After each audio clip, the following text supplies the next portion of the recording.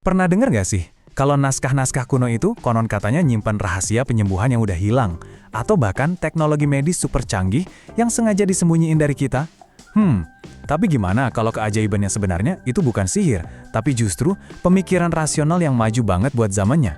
Coba deh lihat ini. Ini bukan gulungan berisi mantra-mantra sihir ya. Ini adalah papirus Edwin Smith. Dan ini adalah risalah bedah tertua di dunia yang pernah kita temukan. Keren banget. Oke, kita mulai dari sini ya. Sebuah panduan bedah yang umurnya 3.600 tahun. Kita akan coba membedah isi dari papirus Edwin Smith. Jadi apa sih yang bikin naskah dari tahun 1600 sebelum Masehi ini spesial banget? Gini, ini tuh bukan sekedar kumpulan resep herbal biasa. Di dalamnya ada 48 kasus trauma, mulai dari patah tulang sampai luka parah, dan semuanya dibahas dengan pendekatan yang sangat rasional. Nggak pakai sihir. Dan yang paling gila, disinilah kita nemuin deskripsi pertama dalam sejarah manusia tentang otak, selaput otak, dan struktur tengkorak. Mereka bahkan udah ngerencin perawatan kayak jahitan, pasang bidai, dan pakai madu buat infeksi. Dan metodenya, wah ini yang keren. Sistematis banget. Gini cara kerjanya. Pertama, ada judul, di mana jenis cederanya dijelasin. Kedua, pemeriksaan. Dokternya bakal ngecek pakai mata, penciuman, diraba, bahkan meriksa denyut nadi. Ketiga, diagnosis dan prognosis. Nah, di sini dokternya bikin penilaian yang jujur soal peluang pasien buat selamat. Dan terakhir, perawatan, di mana mereka nawarin pilihan-pilihan yang praktis. Ini kan hampir kayak prosedur klinis zaman sekarang ya. Nah, poin paling pentingnya ada di sini. Di antara pilihan diagnosisnya, ada satu kalimat yang jujur banget dan buat zamannya revolusioner. Penyakit yang tidak untuk diobati. Ini nunjukin kalau mereka tuh nggak ngejual janji-janji manis atau keajaiban. Para ahli bedah ini sadar betul batasan kemampuan mereka dan cuma fokus pada apa yang bisa mereka tangani. Ini nih, tanda pemikiran ilmiah sejati. Tapi, pemikiran medis yang rasional kayak gini tuh nggak cuma ada di Mesir loh. Yuk kita loncat ke India kuno, sekitar tahun 600 sebelum Masehi, buat ngeliat inovasi bedah yang nggak kalah bikin melongo dari seorang ahli bernama Sushruta. Dari India kuno, kenalan yuk sama Sushruta Samhita. Naskah ini isinya pengetahuan bedah yang canggih banget buat masanya, terutama di bidang bedah rekonstruktif.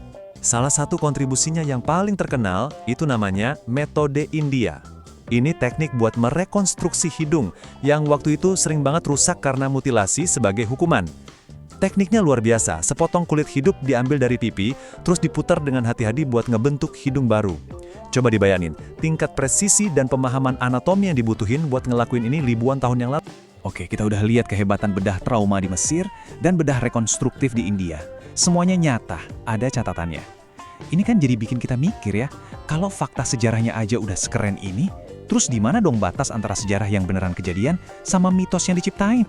Nah, dari sini nih kita mulai masuk ke area yang agak abu-abu, yaitu mitos tentang teknologi super yang hilang.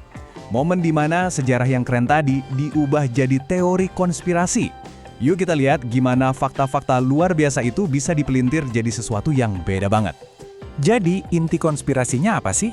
Gampangnya gini, ada keyakinan kalau peradaban kuno itu punya teknologi medis yang jauh lebih canggih dari kita.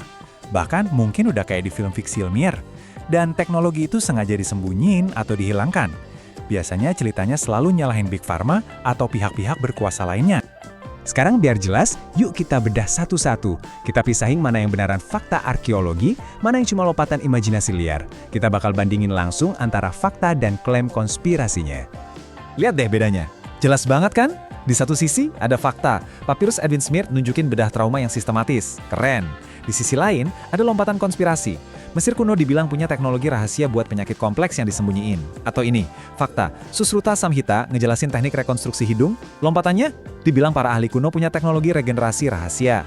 Kelihatan kan polanya? Pencapaian nyata yang udah luar biasa, malah dilebih-lebihkan jadi fantasi.